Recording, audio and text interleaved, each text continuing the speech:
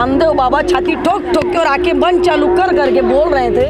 मोदी जी को तो सुनाई भी नहीं देता, दिखाई भी नहीं देता जनता की पीड़ा क्या है। क्या पीड़ा है मैम? अमृतकाल चल रहा है, जनता की क्या पीड़ा है? लगता है आपको भी बड़ी ज्यादा बड़े 15 लाख रुपए लगता है आपके भी खाते में आ गए मैडम जी। सवाल पूछ लिया तो सीधे। अरे मैडम सुनिए, आप जीडीपी पे बात करिए ना, मैं क्या कह रही हूँ। आप देखिए अर्थव्यवस्था क्या हो चुकी है इस देश की।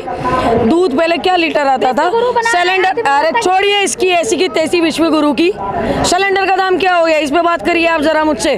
वित्त मंत्री सिलेंडर के दाम बढ़े या नहीं बढ़े, सिलेंडर के दाम बढ़े या नहीं बढ़े, डीजल पेट्रोल के दाम बढ़े ना बढ़े, तो कैसी बात करें आप। जीडीपी कहाँ पे पहुंची है, जीडीपी कहाँ पे पहुंची है, आप ये बताइए ना मुझे। ऐसा नहीं होता है कि अमृतकाल चल रहा है, आओ आओ मैं जो सपना देख रहा हूँ सब मिल के देखो। यानी कि बच्चा समझ के रखा है, बेवकूफ समझ के रखा है मोदी जी ने। ऐसा नहीं होता भाई साहब। बात ये है कि इस देश की अर्थव्यवस्था हमको सुधारनी पड़ेगी, वरना एक समय ऐसा आएगा कि श्रीलंका से बुरे जो हालात है वो भारत के हो जाएंगे। आपने देखा नहीं सदन में जब राहुल गांधी अडानी जी पे सवाल उठा रहे थे तो मोदी जी ने भावुक होते हुए कहा है कि मैंने देश के लिए सब कुछ छोड़ दिया। पत्नी को तो बहुत पहले छोड़ दिए थे, तो क्या वो देश के लिए छोड़ा था? त्याग था, देश त्याग। ऐसी महिला के लिए त्याग बोलते हैं जिसको आप, जब वो 3 बार वहाँ पर मुख्यमंत्री रहे तब उन्होंने डाला कि मैं बैचलर हूँ, आई एम अनमैरिड। जब वो बनारस से चुनाव लड़ने के लिए गए लोकसभा का, तो वहाँ चुनाव आयोग ने उनको कहा नहीं आप ये कॉलम खाली नहीं छोड़ सकते, आपको इसमें डालना पड़ेगा कि आप विवाहित है या नहीं। तब उन्होंने कहा येस आई एम सेपरेटेड। इतनी शर्म आती है यशोधरा बहन से, उनकी सासू माँ के अंतिम दर्शन भी करने नहीं दिए। वीडियो है मेरे पास, बोलेंगी तो दिखा देंगे आपको, या फिर आप जियो का तो रिचार्ज होगा आपके पास, जियो दंदन, उससे आप देख लीजिए डाउनलोड करके। अच्छा, लेकिन काफी खपा लग रही है। आप एक तरफ मोदी जी महिला सम्मान की बात कर रहे हैं, महिलाओं के लिए भावुक होते हैं, और आप महिला होकर मोदी जी के लिए ऐसी बात कर रही हैं। मोदी जी जो कहते हैं बेटी बचाओ बेटी पढ़ाओ, एक भाषण में उन्होंने बोल दिया था बेटी बचाओ बेटी पटाओ।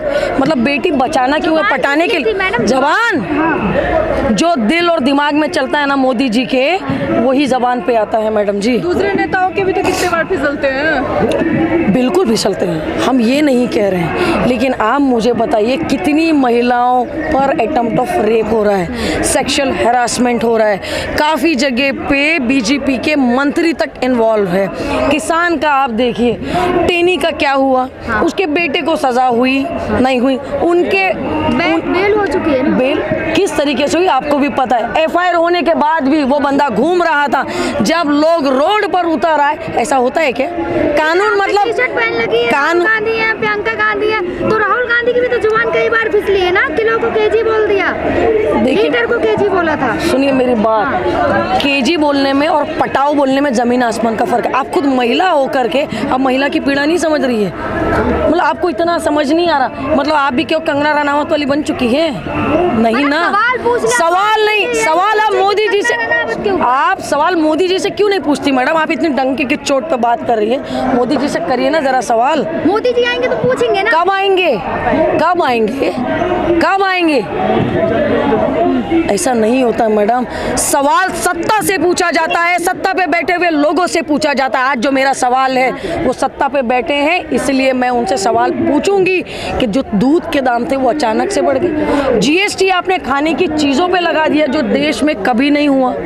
अब मुझे बताइए, दूध, चावल, आटा, घी, दही, यहाँ तक के मोदी जी इतने हल्के हो गए, यहाँ तक के मोदी जी इतने हल्के हो गए कि कच्चे चूड़े यानी मुरमुरे पे भी जीएसटी। ये तो धुतकार है मुझे इस केंद्र सरकार में। आप जीएसटी की बात कर रहे हैं, जब नमक पे पहले टैक्स लगा तो आंदोलन हुआ था, लेकिन इस बार जब टैक्स लगा तो जनता ने कुछ नहीं कहा, हंसते हंसते अपनाया। तो आपको क्या दिक्कत? देखिए हो क्या रहा है मैं आपको बताती हूँ। जनता की आवाज़ को कितनी मीडिया दिखाती है आपको भी पता है। ले देखिए एक एनडीटीवी दिखाया करता था, उस पर भी कब्जा कर लिया शैतानी ताकतों ने, केंद्र सरकार से जो ऑपरेट हो रही है, तो रवीश जी ने वहाँ से भी छोड़ दी। अब द वायर देखिए ना, आरिफा खानम शेरवानी का, आप अभिसार शर्मा को सुनिए ना।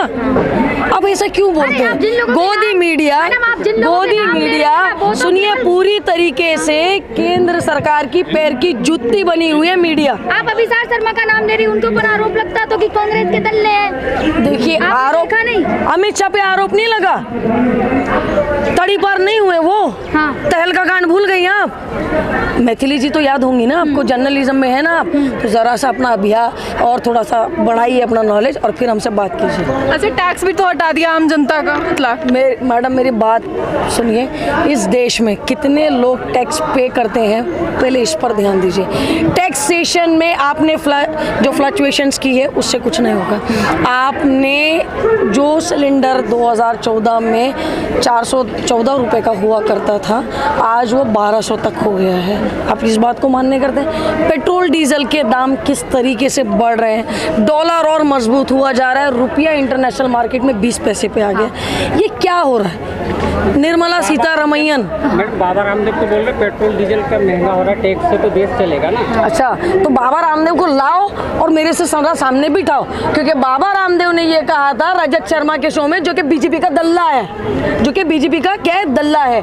उसने ये कहा था, आप जरा बता रही हैं आप बीजेपी, अभी थोड़ी देर पहले आपने भी तो यही शब्द यूज किया था ना, अभी आपने भी तो शब्द यूज किया था, उसके बाद मैंने ये शब्द यूज। एक जर्नलिज्म वाला अगर दल्ले जैसा शब्द यूज कर सकता, मैं तो आम जनता हूँ, मुझे पूरा अधिकार है। आप मुझे बताइए, उस टाइम में रामदेव बाबा छाती ठोक ठोक के और आंखें बंद चालू कर करके बोल रहे थे कि बीजेपी सरकार को लाइए अगर देश से महंगाई हटानी है। ठीक है, थैंक यू।